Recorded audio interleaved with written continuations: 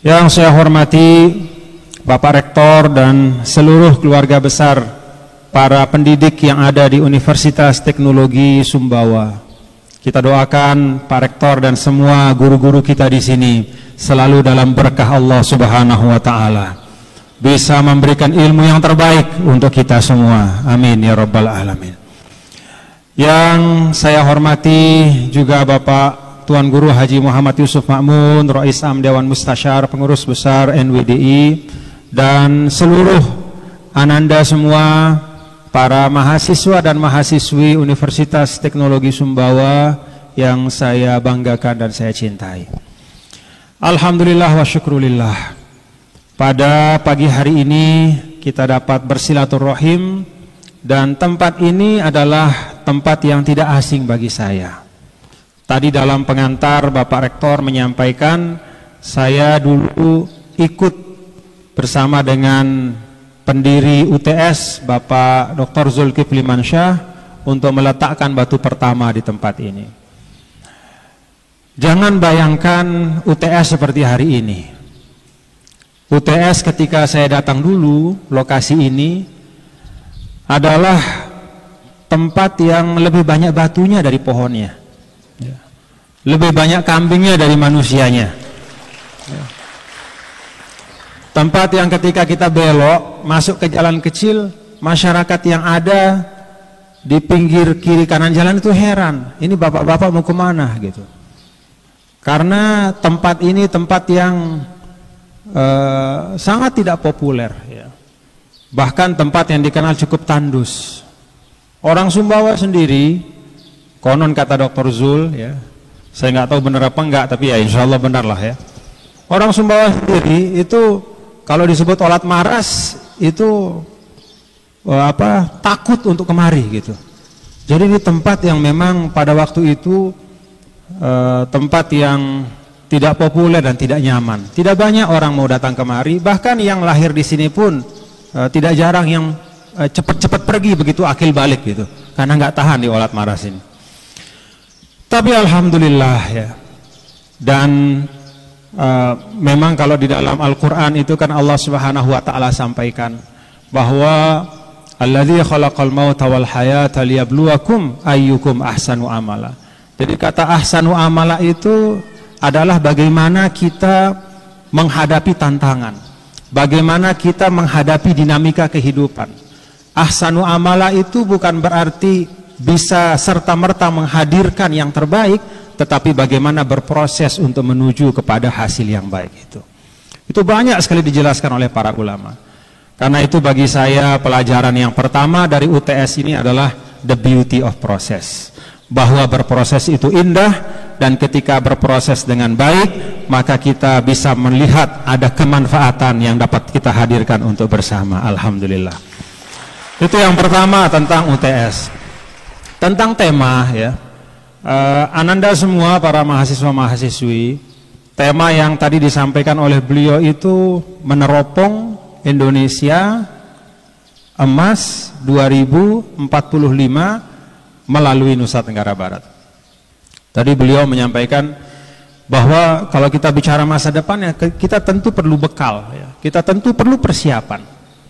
Nah, kalau saya mau ikhtisarkan ya pertemuan kita pada pagi hari ini, maka ikhtisarnya adalah watazawwadu fa inna khairaz zadi taqwa. Jadi kalau kita bicara tentang masa depan ya, sebagai seorang muslim ya, apapun nama masa depan itu ya, dalam rentang waktu yang berapapun yang kita proyeksikan, ada istilah Indonesia emas yang dalam imajinasi kita 100 tahun Indonesia itu, Indonesia sudah berada pada peringkat kesekian untuk GDP. Indonesia sudah berada pada peringkat kesekian untuk ilmu dan teknologi. Indonesia sudah berada pada peringkat kesekian untuk produktivitas sumber daya insani. Semua imajinasi itu kalau dalam bahasa Al-Quran, bekal terbaiknya adalah watazawwadu fa inna khairaz zadi taqwa. Ambillah bekal ya. Ambillah bekal, berbekallah kalian, dan sesungguhnya sebaik-baik bekal adalah takwa kepada Allah Subhanahu wa taala. Dalam makna sempit kita sering mendengar khatib mengatakan takwa itu imtithalul awamir wajtinabun nawahi. Kerjakan apa yang Allah minta dan tinggalkan apa yang Allah larang. Itu makna yang paling subtil dan substantif. Tapi kalau kita bicara dari sisi misalnya ya, dari sisi linguistik tentang takwa, apa sih takwa itu? Dalam bahasa Arab dia menunjuk kepada makna apa? Takwa itu ternyata dari wiqayah. Wiqayah itu artinya imunitas. Wiqayah itu artinya proteksi. Wiqayah itu artinya resiliensi. Ada daya tahan di situ. Ada keterlindungan di situ. Ada kemampuan untuk mengabsorb perubahan-perubahan yang cepat terjadi tanpa kehilangan jati diri. Itu takwa. Dalam bahasa ulama, perisai kehidupan. Jadi kalau mau diikhtisarkan, ananda semua, ya, maka meneropong Indonesia 2045 menurut saya adalah bekal yang terbaik. Ya. Teleskopnya adalah teleskop watazawwadu fa inna khairaz zadi taqwa. Bagaimana elaborasinya? Ananda sekalian, ya, kalau kita lihat ya tentang ya kalau dalam bahasa Al-Quran kan umat Islam itu katanya khairu ummah. Jadi ini umat terbaik. Kapan umat ini hadir? Berapa tahun usia umat Islam, Ananda? Ada yang bisa jawab? Berapa tahun? Kalau hitungan Masehi, Nabi SAW itu menerima wahyu di Gua Hira itu 611. Sekarang tahun berapa? 2022 kurangi 611, berapa usia umat Islam? 1411 Masehi. Jadi usia khairu ummah itu sudah 1411. Kalau hitungan hijriahnya kita sudah tahu 1443. Apa yang terjadi selama 1400-an umat ini hadir di pentas dunia ini? Apa yang terjadi? Kalau kita lihat ananda semua ya, ketika Islam hadir, Rasulullah SAW kemudian berdakwah, kemudian mulailah tumbuh komunitas orang-orang yang beriman, terus meluas, melebar sampai kemudian hijrah dan terciptalah satu daulah atau satu tatanan ya, satu tatanan pemerintahan di Madinah, lalu terus masuk ke teritorial yang ada di penjuru-penjuru dunia, melewati demikian banyak dinamika dari generasi ke generasi. Sejarah mencatat bahwa dalam 1411 tahun umat ini hadir di pentas sejarah, sebagian di antaranya, dan itu tidak kurang dari 700 tahun ya, dari 700 tahun abad ke-6 sampai abad ke-13, dari ketika hadir Islam, meninggal Rasul, Khulafa ar-Rasyidun, kemudian Umayyah, Abbasiyah, dan terus sampai abad 13 ketika Mongol menyerbu Baghdad. 700 tahun umat ini bisa menjadi pemimpin peradaban. 700 tahun. Jadi kalau hari ini Amerika menjadi kampiun peradaban, katakanlah selama 1 abad, atau bahkan sebenarnya kurang dari 1 abad, karena Amerika itu mendapatkan momentum supremasi dikdayanya itulah pasca Perang Dunia Pertama dan Kedua. Kemudian dia mendapatkan momentum lebih besar lagi ketika hancurnya Uni Soviet, dan itu belum lama. Apalagi kalau kita lihat China misalnya, China itu baru bangkit ketika Deng Xiaoping membuat transformasi besar-besaran, dan itu belum lama, katakanlah dari tahun 60-an. China baru 50 tahun, Amerika paling banyak baru 100 tahun, kita pernah 700 tahun memimpin peradaban. Bukan chauvinistik, bukan mengatakan kami lebih hebat, tapi sekedar mengingatkan kita bahwa kita pernah punya prestasi memimpin peradaban dunia. Dengan kata lain, ananda semua ya, dengan kata lain ananda semua, jangan cepat silau ya. Jangan cepat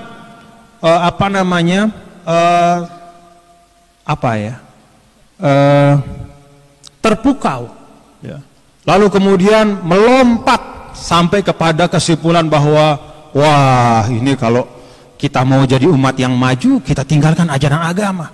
Wah, kalau kita tetap komit dengan Islam, kapan kita bisa mencapai tingkat seperti Amerika dan China hari ini? Ananda semua, tidak mungkin, ya. Ada sekelompok manusia yang konsisten selama 700 tahun memimpin peradaban di dunia ini, kecuali kalau mereka secara intrinsik punya nilai-nilai yang unggul. Tidak mungkin. Kalau nilainya ecek-ecek, nggak mungkin bertahan. Kalau cuman flexing saja paling 1 tahun. Ya. Cuman pamer-pamer saja nggak bisa. Tapi memang ada hal-hal yang intrinsik, ada hal-hal yang mendasar di dalam sistem Islam itu, di dalam sistem keimanan, di dalam agama Islam itu, nilai-nilai yang hebat, ya, yang kemudian bisa menyebabkan secara konsisten umat itu bertahan 700 tahun. Lalu sejak 700 tahun ada decline, dan itu sesuatu yang biasa di dalam kehidupan. Namanya sunnatullah, sunnatut tadawul. Tempo Anda di atas, tempo ada di bawah. Seperti roda yang berputar, ya. Jadi peradaban itu punya siklus, negara juga punya siklus. Yang inti yang ingin saya sampaikan di sini kepada kita semua, Ananda, para mahasiswa UTS, mari kita teropong 2014 untuk Indonesia, untuk NTB, dan bahkan untuk dunia dengan optimisme dan percaya diri. Kita punya bekal, kita punya nilai-nilai, kita punya hal-hal yang diperlukan untuk bisa tetap memberikan kontribusi yang terbaik untuk kehidupan. Nah, kalau kita lihat nilai-nilai itu, saya bisa elaborasi sederhana saya dalam kesempatan ini, paling tidak ada 3 hal, ya. Apa sih yang menyebabkan? Dan karena itu 3 hal ini penting untuk kita fahami. Apa sih yang menyebabkan umat Islam itu punya resiliensi yang kuat, ya. Dia bisa bertahan, ya. Dan kalau kita bicara dalam konteks demografis misalnya, semua penelitian-penelitian itu menunjukkan bahwa peningkatan jumlah umat Islam itu tinggi sekali di dunia, ya. Bahkan pertumbuhannya termasuk paling tinggi di antara agama-agama besar di dunia. Pada saat gelombang ateisme itu naik, yang bisa mengimbanginya hanya satu, yaitu gelombang Islam yang juga naik. Karena yang lainnya itu biasanya turun. Ya, ketika ateisme naik, itu biasanya pemeluk agama tertentu turun. Tapi di dunia, ternyata yang bisa mengimbangi itu adalah Islam. Artinya apa? Ada hal-hal mendasar. Nah, ini yang saya ajak Ananda semua untuk kita lihat hal-hal mendasar ini untuk menjadi bagian dari diri kita ketika bergerak menyongsong Indonesia emas itu. Yang pertama, karunia Allah, ya, untuk kita semua umat Islam. Kita memiliki marja atau referensi yang otentik. Al-Quran hari ini yang kita baca, yang kita taruh di kamar kos kita, yang kita letakkan di tempat yang istimewa di kamar tidur kita, yang kita baca setiap hari setelah usai sholat wajib, kita baca setelah pada saat kita qiyamul lail. Al-Quran yang kita baca itu persis sama dengan yang diturunkan kepada Rasulullah Sallallahu Alaihi Wasallam.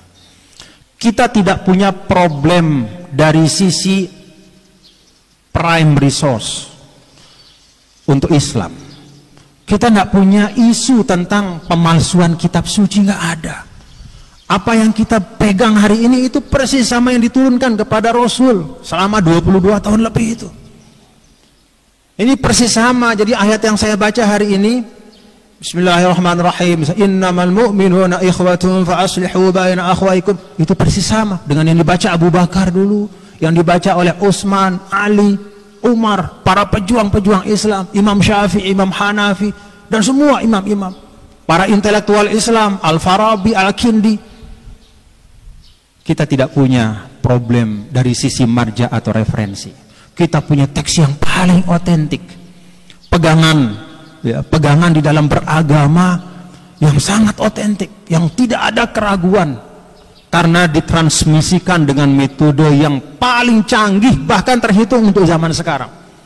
Tidak ada periwayatan satu ayat dalam Al-Quran, bahkan setengah ayat sekalipun, kecuali melalui lapisan demi lapisan otentifikasi, klarifikasi, konfirmasi.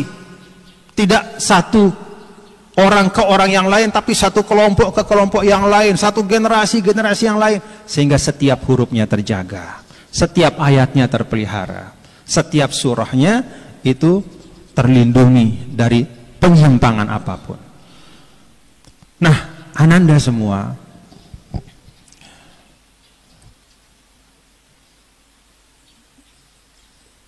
sumber ya, ajaran yang otentik yang namanya Al-Quran ini adalah modal yang paling utama untuk kita, dengan syarat membacanya dengan benar.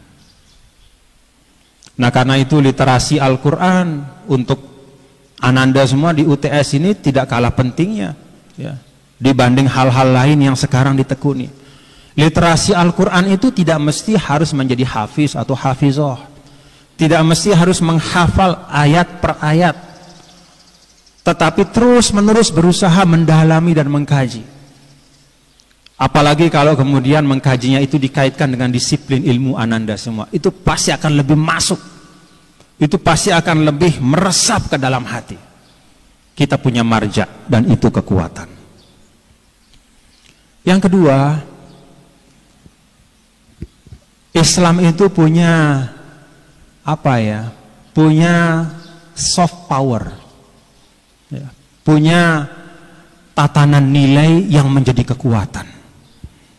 Tatanan nilai itu kalau kita buka Al-Quran yang 6.600-an ayat, itu salah satunya ya, yang terkait dengan tatanan nilai itu ada dalam ayat wa innaka la'ala khuluqin azim.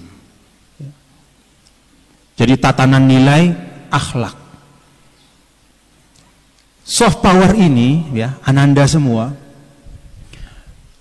selama sekian abad menjadi salah satu instrumen paling penting sehingga Islam diterima oleh seluruh manusia di dunia, beragam sukunya, beragam adat istiadatnya. Dengan soft power ini Islam sampai ke hati mereka. Saya beberapa kali menyampaikan ya, kalau kita lihat sejarah itu kan ada beberapa imperium besar. Ada Britania Raya untuk zaman modern, tapi sebelumnya itu ada Imperium Mongol, ada Imperium Islam. Imperium Mongol itu siapa yang nggak takut pada masanya? Imperium Mongol itu terkenal sekali. Mereka itu orang-orang yang dari sisi kekuatan militer luar biasa. Kalau sudah nyerbu satu tempat, pasti takluk tempat itu. Jadi tidak ada disebut kata Mongol hari itu, ya, ketika Mongol itu sedang menyebar dari tengah padang stepa di Asia Tengah, dia keluar itu seperti semut keluar dari sarangnya, dan tidak ada wilayah kecuali dihabisi sama dia. Orang takut semua. Tapi coba lihat Mongol hari ini. Ada yang berminat pergi ke Mongolia? Ada nggak? Ada yang pengen ke Mongolia? Mau belajar di Mongolia ada? Hah? Tempatnya pun kita mungkin nggak semua tahu. Loh, kan ada Genghis Khan, ada Kubilai Khan, ada Khan-Khan yang banyak yang dahsyat semua. Kita nggak tertarik. Kenapa? Karena mereka ketika berkuasa, ketika hadir, menyebar dari satu tempat ke tempat lain, mereka mengandalkan hanya pada hard power. Yang mereka andalkan itu semata-mata kekuatan militer. Yang mereka andalkan itu prajurit-prajurit yang terlatih. Maka ketika kekuatan militer itu habis, maka habislah kekuasaan itu. Tidak ada yang bicara bahasa Mongol sekarang kecuali sekitar 9-10 juta orang. Tapi lihat bagaimana ketika dulu ya, bangsa Arab, bangsa Persia bahkan menyebarkan Islam, imperium Islam. Bekalnya tidak selalu kekuatan militer, Bahkan pada banyak tempat, termasuk di tanah Nusantara Indonesia ini, Islam itu datang tidak dengan senjata, tapi dia datang dengan values, ya, dengan tatanan nilai, dengan keteladanan, dan itulah kekuatan. Itu soft power. Termasuk bagian dari soft power itu ilmu dan teknologi.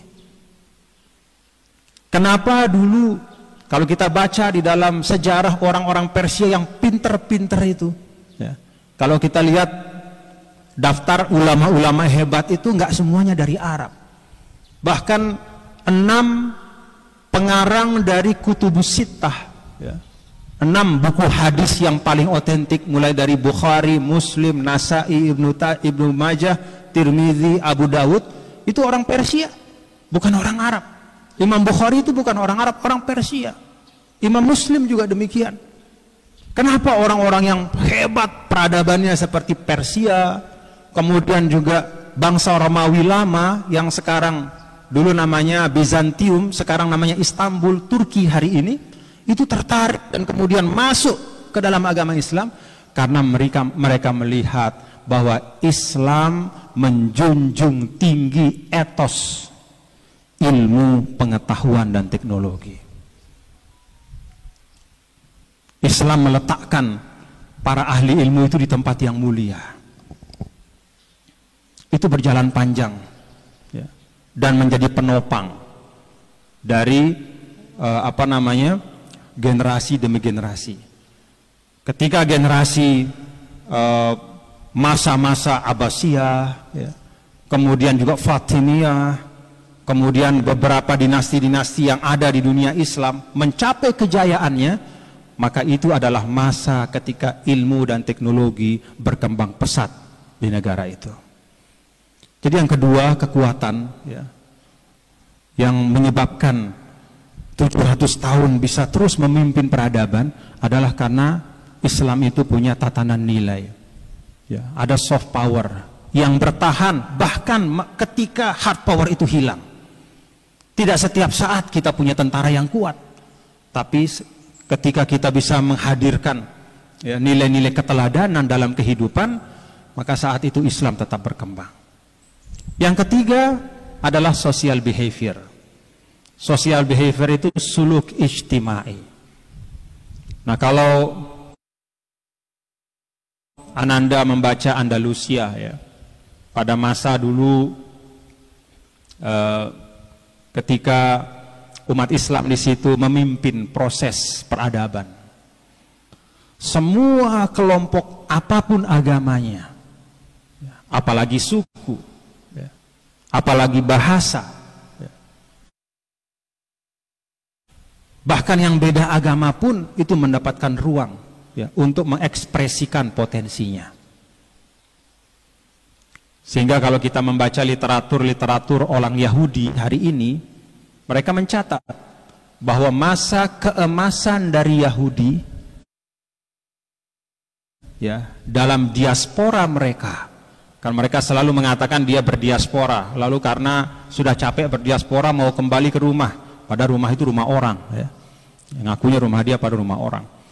Mereka mencatat bahwa ketika diaspora yang panjang, ya, setelah dulu diusir oleh Nebukadnezar, kemudian dipecah belah orang Yahudi itu semuanya kemana-mana, mereka mengatakan masa diaspora yang paling nyaman bagi orang Yahudi adalah ketika berada di bawah naungan ajaran Islam di Andalusia.